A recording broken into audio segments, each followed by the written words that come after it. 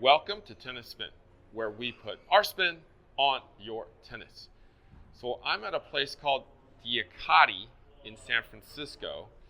I have a training session with Aurora, and she's gonna help explain tennis elbow, rotator cuff, and ankle injuries that most tennis players have. Stay tuned.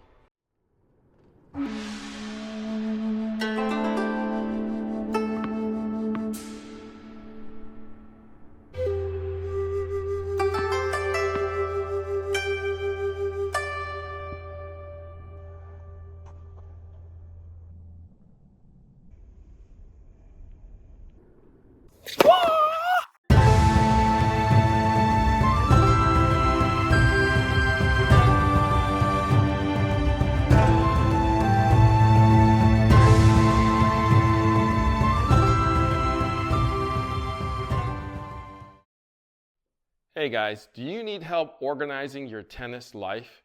Well, think Go! We got the Axiom line here, the 9-pack duffel, my favorite bag, the 9-pack Axiom 2.0. They even make a 12-pack if you're going on tour. And my favorite backpack of all time. I love that bag. So if you want to organize your tennis life, think Go.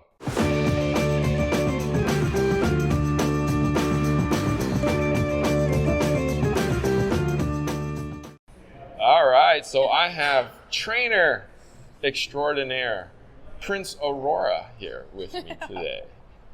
So Aurora, thank you for joining me today. Of course, thanks for having me. So I understand you're a tennis player? I am, yes. All right. I've played my whole life. Perfect. So who better to explain tennis injuries and the ways to help prevent injuries than a tennis player who's also a trainer? Okay, so Aurora, tell me, what's the number one most common injury that a lot of tennis players have? I would say the number one injury that's most common that most people know about is tennis elbow.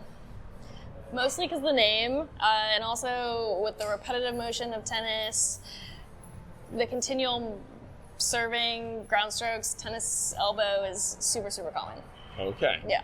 And we'll talk about ways to help prevent and maybe strengthen and stretch your elbow. Okay, what's another one? What's another one? Another injury that you see a lot in tennis is rotator cuff injury.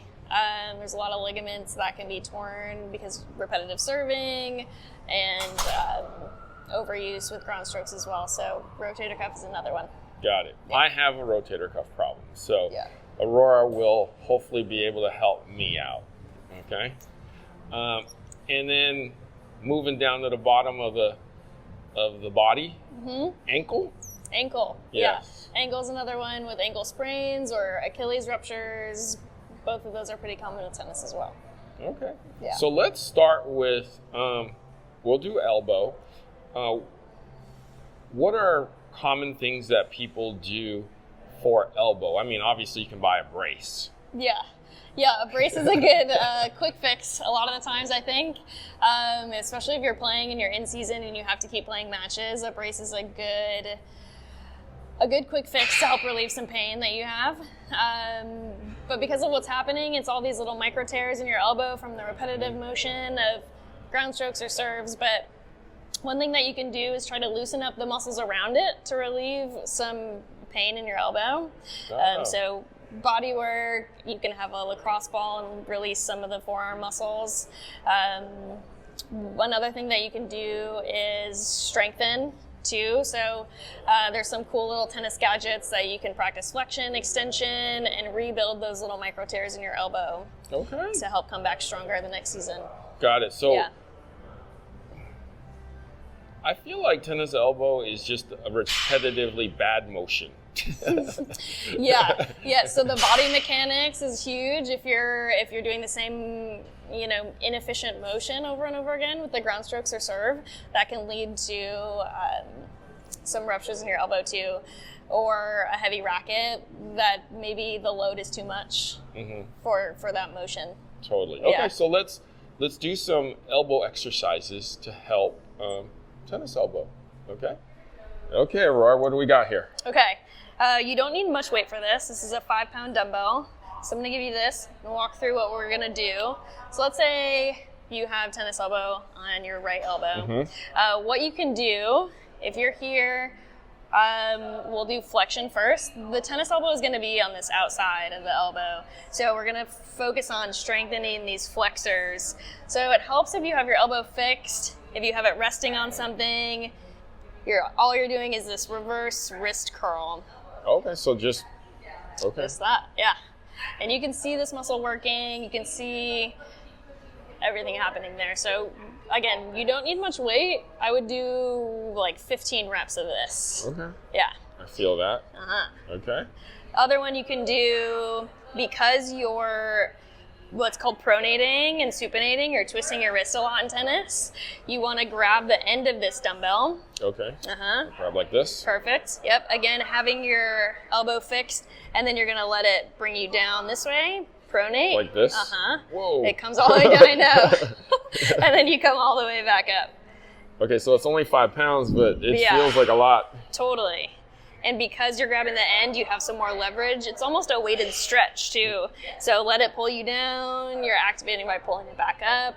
Also works that little muscle around your elbow that can get torn with tennis elbow. Wow. Perfect. I feel it. Yeah.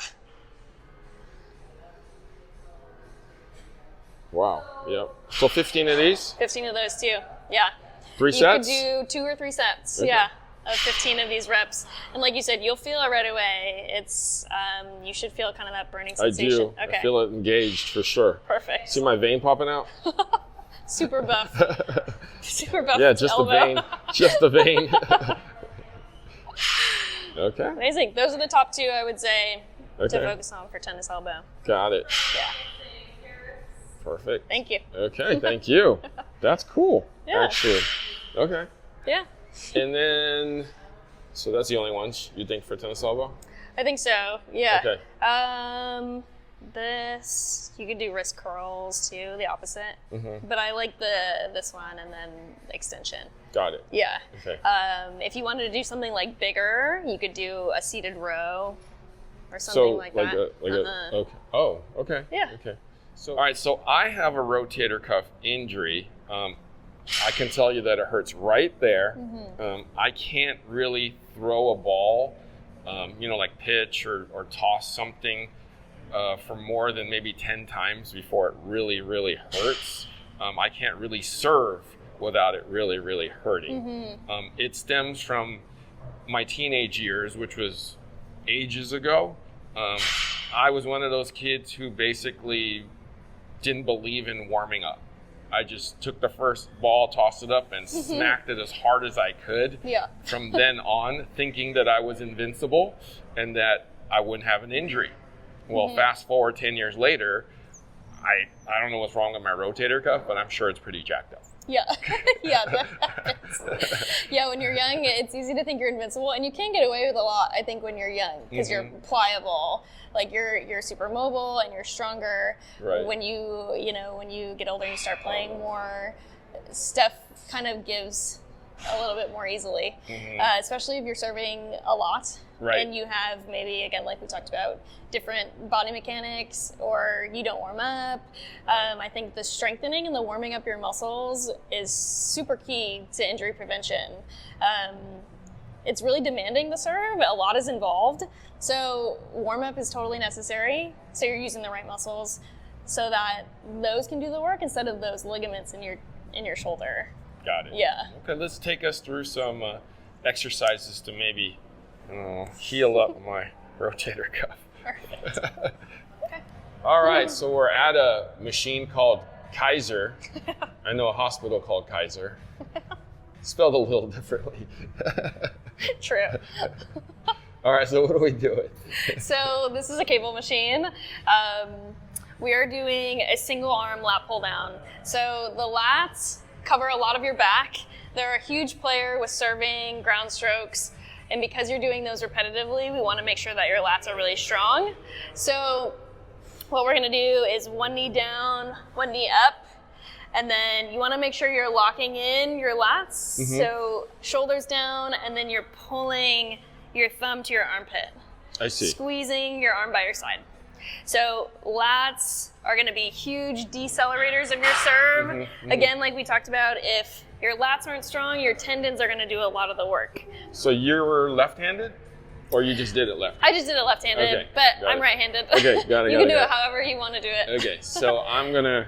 You want to do opposite. So let's say you're doing right arm. You'll have your left leg in front. Left leg in front, like this.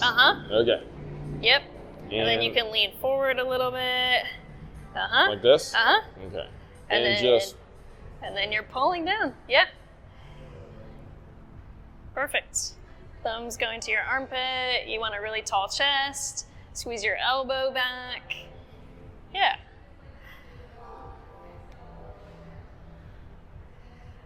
So this is going to strengthen my rotator cuff or around it? Around it. Got it. Yep. Making sure if you have a rotator cuff injury, you can do some really isolated rotator cuff exercises globally to make sure your whole shoulder is muscularly supported. Lats are a really good exercise to do this. Yeah, because I don't feel any pain on my rotator cuff, which is great. Great. Yeah, that's awesome. So I just want to make sure I was doing it right. yeah, you are. That's good. I think this can be a helpful one for recovery from rotator cuff injuries. Okay, great. How many do I do? I would do, for strength, make sure you're doing 8 to 10. Got it. Yeah. Now, there's no weight on the machine. Is there, if we don't have this type of machine, is there a specific weight setting we should put it on? If it was plates here? If it was plates, so this air pressure, this number is about the same as a weight-loaded machine. I would say you could do 25 to 35 pounds per arm. Got it. Is a safe number to go by. Got it. Yeah. Yeah. Or we can come and see you here and use the Kaiser machine. Exactly. Love the Kaiser machines. So this is cool, guys. Check it out. I'd never heard of this before until today. You can actually air this out on resistance, adding air for more resistance or taking it out. So there's no plates here. New toy. Okay. Next exercise. Okay. We could do something rotator cuff specific if you wanted to do something like that. Sure. So we'll go really lightweight for a lot of these more rehab focused, isolated exercises for injuries. You don't need a lot of weight for it. Kind of like we talked about before, having a heavy load was the issue initially. So we want to work really light to make sure we're working in a good range. What you can do is external rotation, right? Elbows a little bit farther away from you. You've maybe seen like these ones. That's a good one. Yep. Internal rotation. And then this one, to make it a little bit harder, you can go out. Okay. Yeah? That hurts, just me looking at you doing that. So we'll start with, which one should I start with? Let's start with maybe turning to the side towards me. Yep, you can go internal rotation. Like this? Okay. Yeah. Keeping your elbow by your side, relaxing that shoulder. Yeah. This doesn't hurt. It's nice and light. Yeah. You can even go up a tiny bit, maybe to like 2 or 3 pounds, and then let it almost stretch you this way. Keep your elbow in and then come all the way out. Oh yeah, I feel it. Yeah. Just so you're getting the full range of motion for it.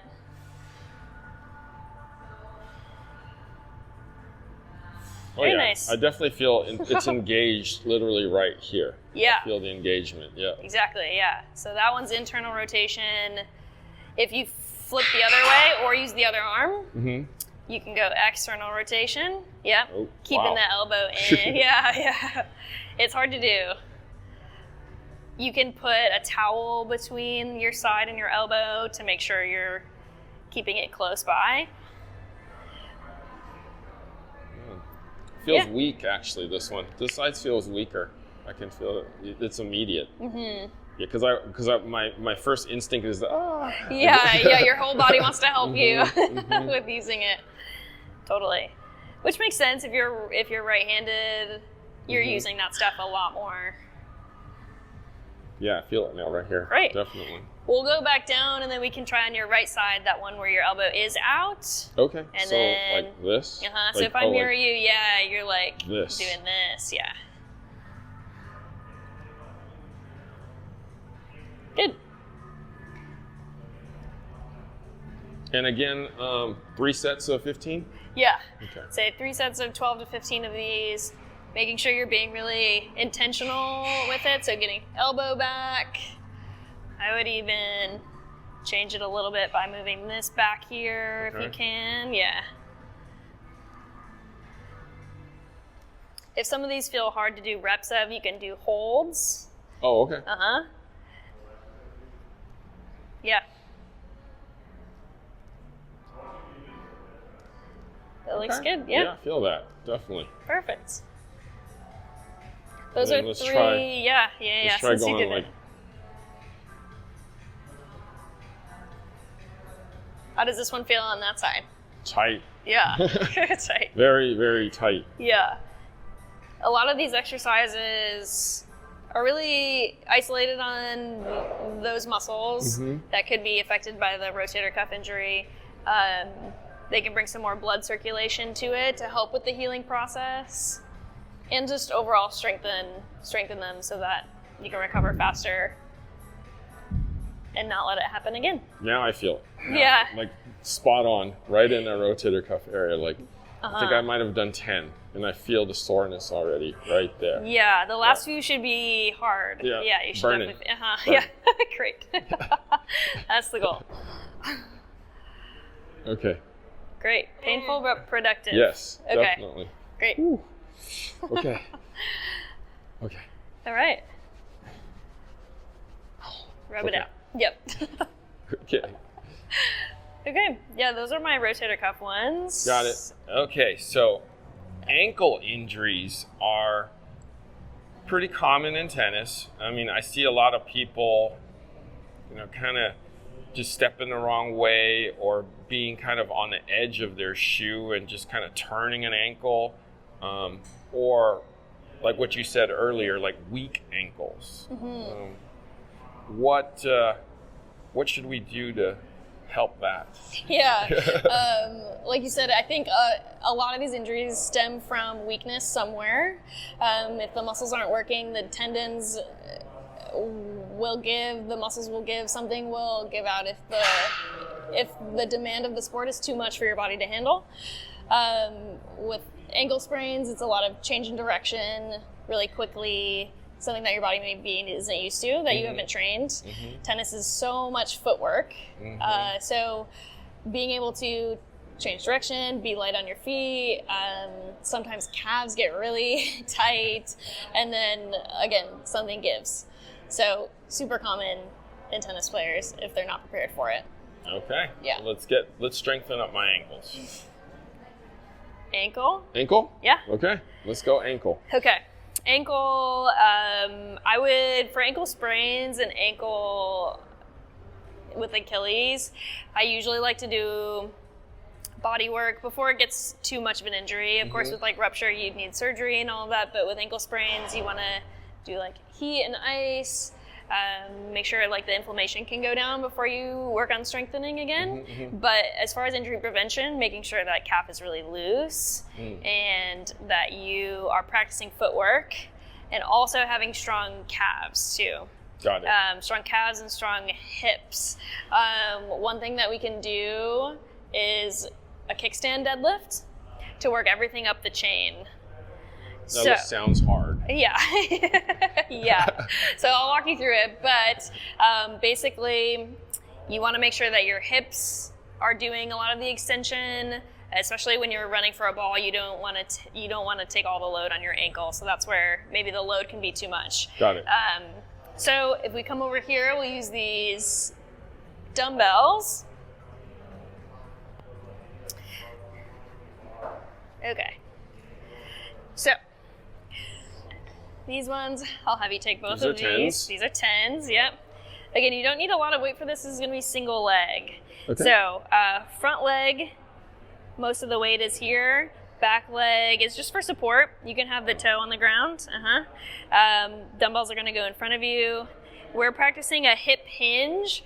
So hips are going back, hips are coming forward. Oh. I know. So not as much knee bend. If I mirror you, you're going to stand over this front leg. Okay. A little bend in the knee, but you're mostly pushing your hips back to this rail and then hips all the way up again. Like that? Yeah. Oh, wow. I know. Okay. Yeah. I'm working a lot of things here, not just the ankle, but the ankle is what's stabilizing everything I see. The ankle's stabilizing, yep, exactly. So if you have some sort of sprain, it's really good to practice balance and incorporate that in with your workouts. Yeah, it's definitely engaging the ankle. Yes. Because it's got to keep me standing. Right. Yeah, you're practicing balance. You can tune into where your foot placement is, how much load you're putting in. Yep. So Definitely feel that. yeah, think about big toe, Wow. pinky toe, heel. Ooh. Yeah. Okay. Making an arch with your foot. And then practicing ankle support. Yeah. So surprisingly, left is stronger than right. Feel more stable on Just your more left? stable on the left, yeah. Which means I need to strengthen the right. Yeah, little knee bend and then keep it bent, hips go back. Yeah, so you're almost like trying to touch the ground and then come all the way back So up. I'm actually bowing kind of, right? Yeah. Okay. A little bend and snap. Yeah. Yeah. You want to lead with your chest and then come back up. You might feel a hamstring stretch here. Yep. Hamstrings are working, glutes are working. Again, you want the bigger muscles to be able to support you Yeah. when you're changing directions and sprinting for balls and all of that. When you said bend and snap, the thing Yeah. that came to mind was, remember Legally Blonde? Exactly. Yeah, it's a bend and snap. She invented this exercise. Yeah. Okay. Yeah. Perfect. I can definitely see the engagement of the ankles there in this exercise. Yeah. And strengthening of the little muscles in there. Yeah. Yeah, anything balance is going to be, even if you just stand on one leg, this is kind of the advanced version of that. Mhm. You're doing something more dynamic, but anything going to be sitting on one leg is going to help with that strengthening of all those little muscles around your ankle. Got it. Yeah. Got it. Any other exercises? Let's see. We don't have to. I'm just wondering if there was something else. No, I think that's a good one. I think kind of like we did for rotator cuff, we could do calf raises. That's a huge one. How do we do that again? So you can drop those. Okay. Hi. Hi, how much? So this can be done like on a step or Okay. off the side of a rack. If you're here, calf raises, single leg, go all the way down, come all the way up. Oh, sure. Yeah. Oops. Oops. So this can be a good weighted stretch too, like we talked about having really loose calves and being able to be springy, having your muscles be able to glide past one another. This is a good weighted stretch. You're all the way to the bottom and then you're contracting your calf to come all the way back up. Yeah? And you have to balance a little bit too. So stretching, balancing on this one leg, squeezing your calf. I used to do this. I used to actually run, and after I ran, I would do this on the sidewalk. Yeah, on a curb or something. Yeah. Exactly. Yeah, these just feel good. You can do it straight legged, you can do it with the knee bent, Oh. and those get 2 different calf muscles. Oh, really? Yeah. So if I bend it, I feel... So you can do, you can either do a straight leg stretch, or you can do a bent knee stretch, and that can get 2 different parts of your calf. Oh, interesting. I know. And if you think about it, this is the motion. This is like where you would sprint for something, right? So you want to be like mobile, but also strong in this position. So doing seated calf raises, you can sit off the side of a bench and do some of these, or you could do like we just did, straight leg, and just do calf raises. I totally forgot about these. Yeah. Brings you back to running days. Oh my gosh. I haven't ran in years. And well, tennis is running. Well, I mean, real running. I mean, I don't really Real play. running. I don't play like that. But yeah, all important for injury prevention, for strengthening, having that muscular support for your joints. Wow. Is important. That feels wonderful. Great. Wow. So simple things, guys. It's like we didn't run you through the rigors of like a triathlete or somebody, you know, who would be taking the tire and just, you know, doing the thing like a what do they call that? Ironman or Yeah, Spartan races. those. Yeah. So you don't really need to do all that. Right. It doesn't need to be intense. It just needs to be intentional. Right. Yeah. For the sport. I think if you're training really intentional for injury prevention, because tennis requires a lot out of you, with the repetitiveness, with the movements, all of that. So I think it doesn't have to be crazy intense. It just has to be intentional. Right. Yeah. Just have to do it right. Don't need to do a lot of weight. Do you know who Maria Sakkari is? Yes. Okay. I love her Instagram videos. Have you seen the intense, crazy workouts she does? I have. I mean, when I'm watching, I'm like, how is she not getting injured here? I think the thing is she like builds up to that, right? I'm sure they do a lot of the stuff that we did, like isolated things for injury prevention, but because she's at such a high level, she can do that stuff and meet the demands of the sport. I think because she trains at a high level safely, she can play at a high level safely. Got it. Yeah. Okay. Yeah. Do it right. Start off slow. Build up to the Maria Sakkari. Exactly. Okay? Build up. Maria goals. Yeah. Exactly. All right, Aurora, thank you so much for you. teaching me the way. We are at a place called Diakadi, where Aurora is a trainer. Where can they find you on Instagram?